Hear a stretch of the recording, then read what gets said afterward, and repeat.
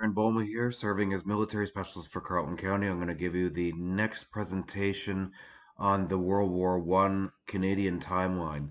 So I have two timelines that I'm doing for presentations. World War Two, which is on the world scale from every country's perspective, and then the World War One Canadian perspective of major battles. And so this is the third presentation on the World War One timeline, the Second Battle of Artois, or Artois, called. So the timeline of this is Armentières, or the Battle of Lille. The Battle of Armentières was part of the Race to the Sea, the series of battles that decided the line of the Western Front as trench warfare took over in autumn of 1914. The First Battle of Artois, 17th of December 1914 to January 13th of 1915, was a French attack to push the Germans off the high ground of Loyat Spur and Vimy Ridge. The Battle of Neuve-Chapelle, which I did cover, which was the first one with major Canadian involvement, was 10th to the 13th of March 1915, was an Allied attack intended to cause a rupture in the German lines to be exploited with a rush to the Aubers Ridge and possible Lille.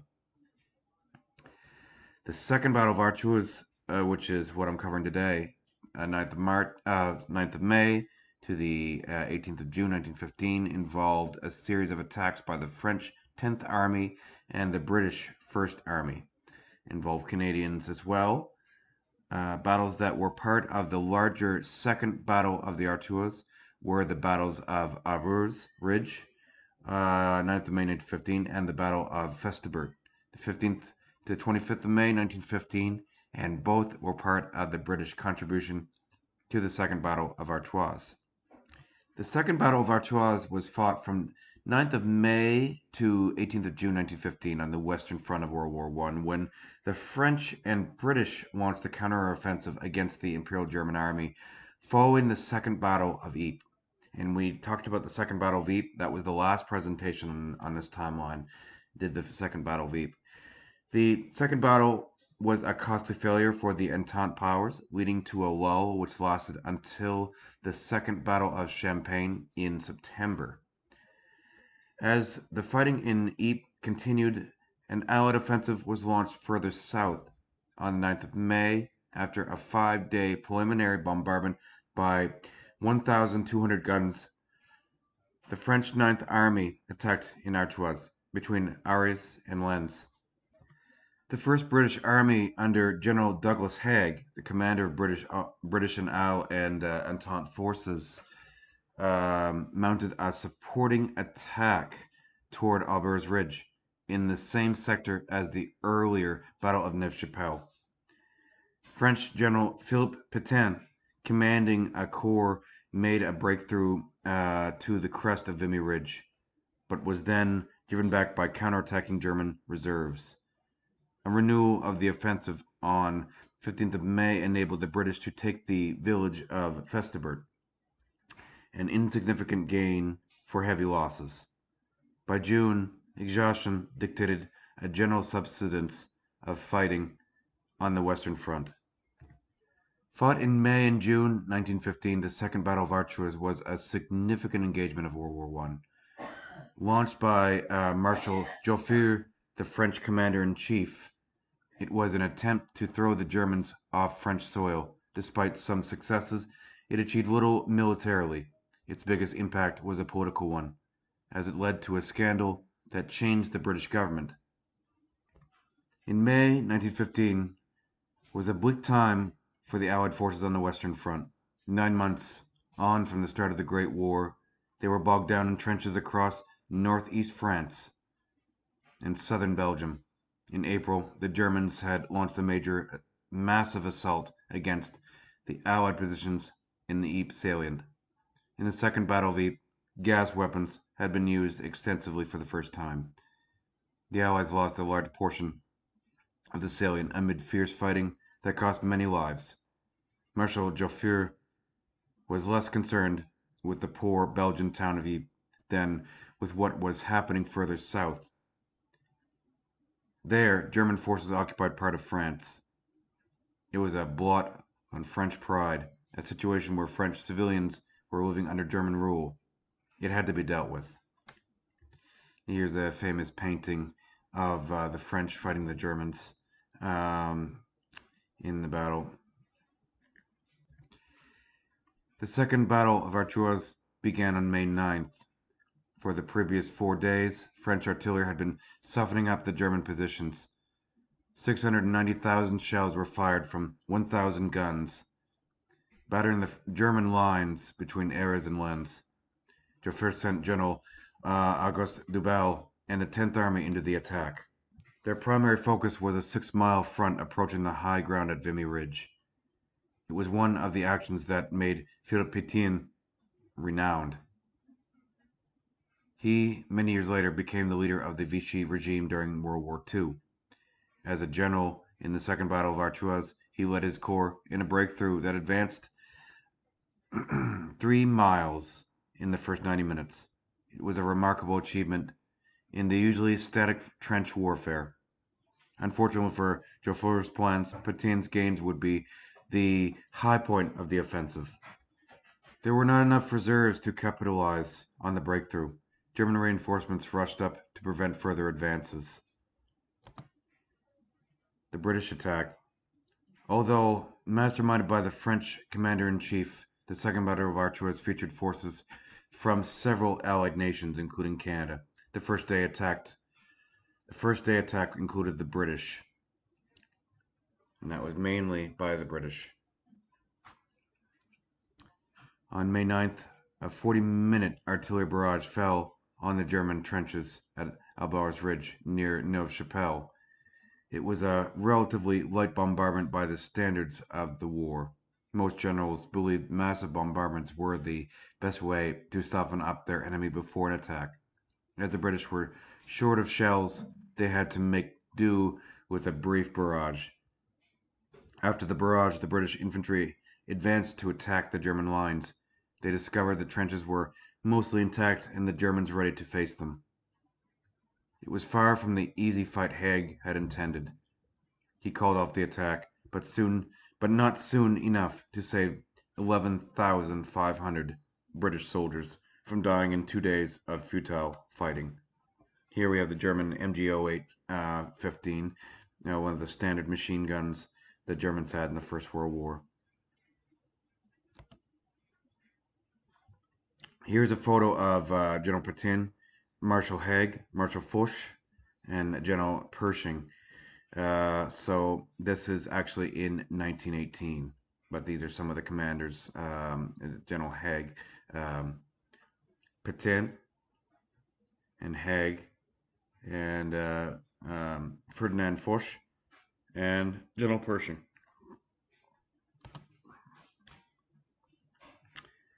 The German defense. While the shell shortage was blamed for the British troops' difficulties, it was more a German victory than a British failure. The Germans were getting ahead of the Allies in their thinking about how to fight the war. They were digging deeper trenches and bunkers where they could take shelter during barrages.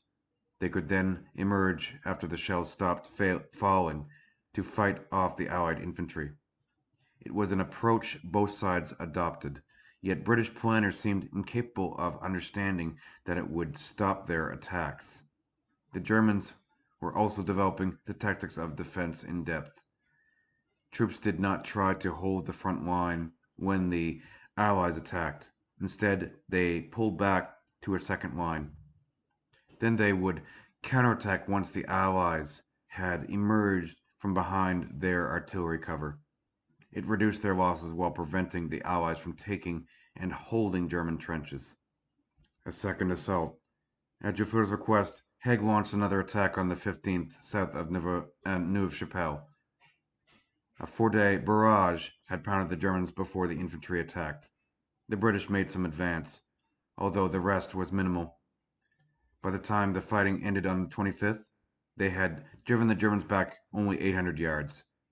In doing so, they had suffered 16,500 casualties. compared to 5,800 on the German side. Here we have British, looks like the British Vickers Mark One, a crew serve machine gun and cruise. At the time, also, they did a lot of British soldiers still did not have. This was right after the Second Battle of Ypres when gas was first used. So they had these masks made, but they didn't have proper gas masks until shortly afterward in the months coming. French, Joffre, and Haig at the front, right to left in order. So this is them in 1915. This is at the battle. Fighting to a standstill. Meanwhile, the Germans had fought the French to a standstill. From March 9th to the 15th, fierce fighting continued between the two sides near Vimy Ridge. As the French sought another breakthrough, there was a second period of intense combat between June 15th and 19th. Again, to little advantage for anyone involved. The lines once more settled into the static siege warfare of the trenches. The French offensive officially ended on June 30th. By then, Joffre's men had suffered around 100,000 casualties. Petain's 3-mile advance on the first day remained their greatest achievement. This here is the line of attack that you can see, and exactly so you can here see Neuve Chapelle in this area here, and all you can see Arras here, and that is the area we're talking about, all along this here. And there is Vimy Ridge here, and of course Vimy is going to be something that is talked about a lot in the coming up presentations that I do for this timeline. The shell scandal. In London, it was Haig's assault on the first day that drew the most attention.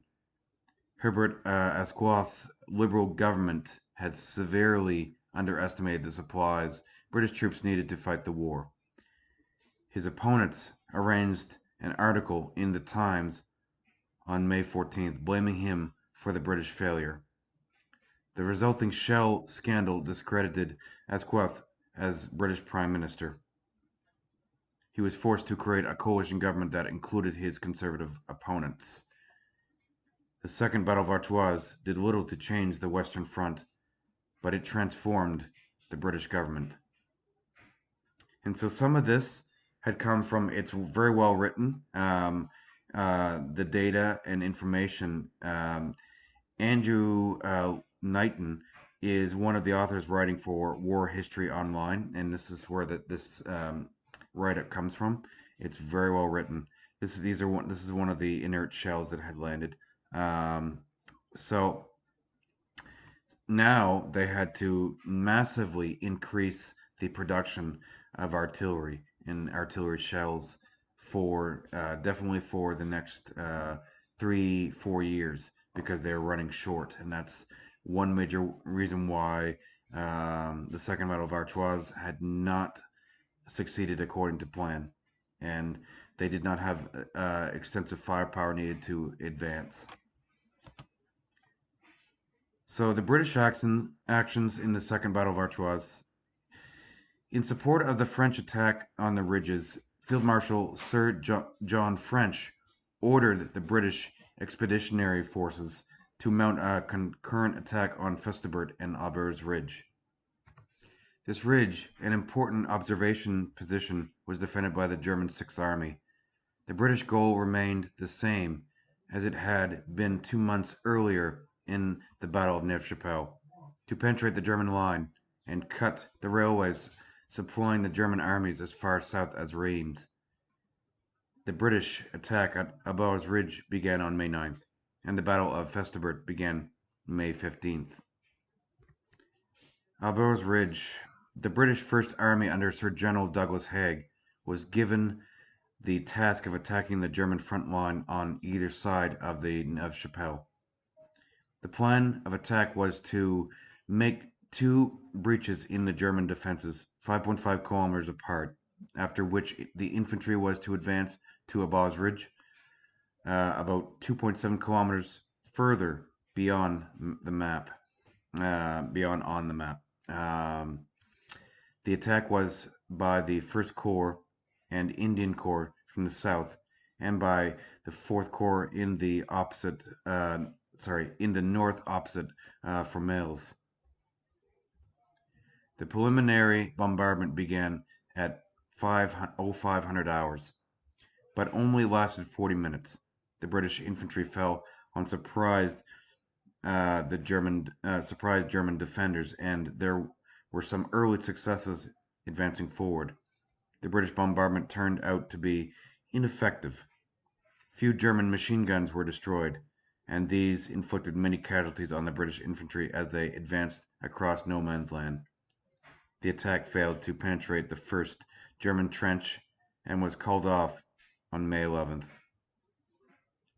The British attack at Aubers Ridge was a failure and allowed two German divisions in reserve to be diverted south to defend Vimy Ridge.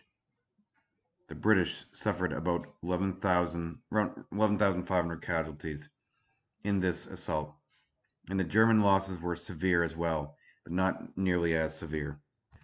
Now, for the Battle of Festubert, on May 12th, the British resumed their offensive, this time near Festubert, with a 3-day bombardment of German positions.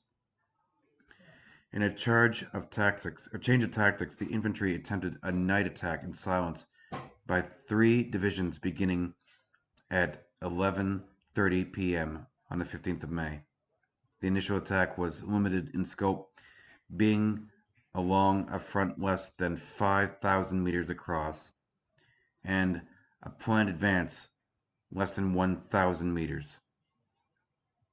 Shelling by English artillery did damage to German positions, but many machine gun posts again and infantry dugouts underneath survived. Despite this, the British succeeded in taking the 4 German positions and support trench before digging in. On the left, the Germans returned fire, stopped the advance in no man's land. Much of the German front line was destroyed, but scattered German parties in shell holes blocked both flanks and prevented a further British advance. On the 16th of May, Field Marshal General Haig resumed the offensive, and British troops were ordered to press on.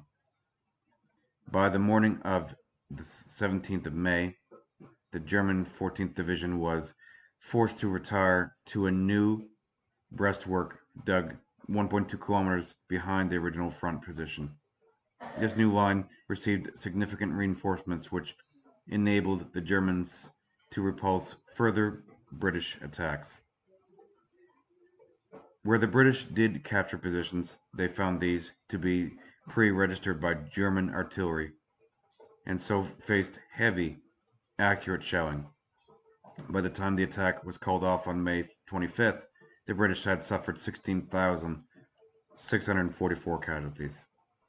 So we're adding all these 3-prong attacks that came at different points are part of the big battle, which is the Second Battle of Artois. This is all part of that, and these are the amount of troops that had been killed during these attacks. Givenchy, in further support of the main French attack on June 15th to the 16th, the 4th Corps of the British First Army attacked northwest of La Bassée along the 7th, 51st, and Canadian Divisions. Despite a 60-hour preliminary bombardment assisted by tactical reconnaissance RFC squadrons, the British could see that German defenders had manned the front line before the advance began. The attack proceeded in the face of German small arms, but despite this, the Allies penetrated the German front trench. The German infantry were well supplied with hand grenades, which they used to beat back the attack and force a British retreat on the first day of fighting. The British tried again, and as earlier on in the fighting, the German front line um, were again forced back by a German counterattack. Further attacks were cancelled. On 16th of June, the British launched a further attack on Bellewaerde Ridge. Again, despite early successes, German counterattacks and a British shortage of ammunition prevented the consolidation of these advances beyond the German front trench. So mainly the lessons learned on this, both sides learned that the Second Battle of the Artois, um, they learned from it and made tactical adjustments. The French would emphasize careful preparation of communication trenches, jumping off trenches, and assembly positions in conjunction with careful reconnoitering of German defenses and heavy advanced bombardment artillery. The French also sought to adapt to the German ability to counterattack by emphasizing momentum with reserve troops following up the attacking force closely. Attacks in open country were to be preferred over fighting for obstacles like villages and woods, and the attack would be on a broad front to allow centers of resistance to be outflanked and to disperse German firepower over a wider area. German analysis of the battle led to renewed emphasis on providing shelters for the infantry that were deep enough to resist heavy artillery and to increase the number of defensive positions behind the front, which would slow in advance and delay subsequent attacks by forcing the attacker to move artillery into range. Reserve positions were to be as solidly built as front-line defenses. Much of the new digging on the rest of the Western Front was done on reserve slopes, invisible to ground observers and capable of being engaged only by artillery fire. All in all, this shows that, of course, the Artois was still a major learning curve for the Entente forces and the Triple Alliance forces, and of course, um, many lives were lost in this. I mean, of course, you have the British Empire, had lost many soldiers. The French, Canada definitely had troops involved, and British East India also had units involved. Um, so commanders Joseph Joffre, Victor de Hubal, those are two French commanders that were involved, and of course the British commander Douglas Haig. Um, the commanders of the German side, Crown Prince Ruprecht of Bavaria. The strength. So the Entente empires had 9 French and British divisions. Initially, that was what they had, 9 divisions. Um, 20 divisions. When this ended, they had 20 divisions involved, and the strength the German side was in around finality of this when this ended. The Germans had 18 divisions.